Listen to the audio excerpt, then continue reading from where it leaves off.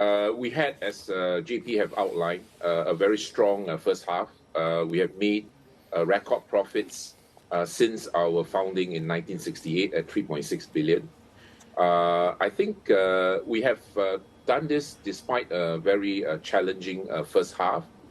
We do expect that the going is continuing to get tough, but we are also seeing better investment opportunities in the second half.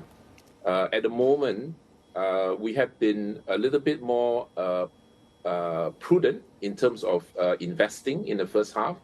As we see the markets now adjust to the new paradigm of higher interest rates for longer, also slowing economy, we are starting to see prices move towards the buyer side. And we have a very strong pipeline of about 13 billion that we are now exploring across the whole segments of real estate, infrastructure, and connectivity. So our funds, we would expect the investment activity to improve in the second half. As for China, it is difficult going, as you pointed out.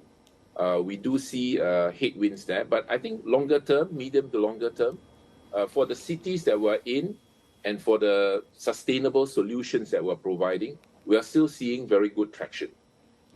Right. Chin Hua, this is JP Ong. We've seen very strong results with regards to your infrastructure arm and a lot of the investments in energy as a service, but I want to zero in on real estate because of the dip there. And it was said it was lower valuations. We've seen valuations in Singapore and in China really take a big hit, especially with a lot of concerns with regards to the real estate sector in China.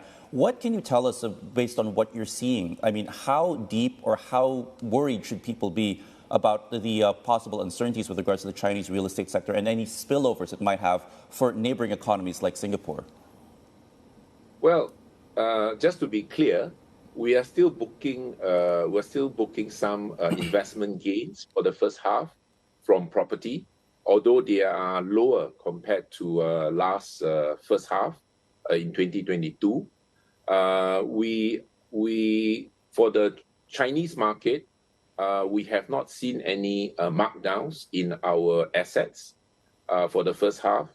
As I've explained before, Keppel's exposure in China comprises mainly of land banks, and these land banks were acquired quite a number of years ago. The average age of our land bank is more than 8 years.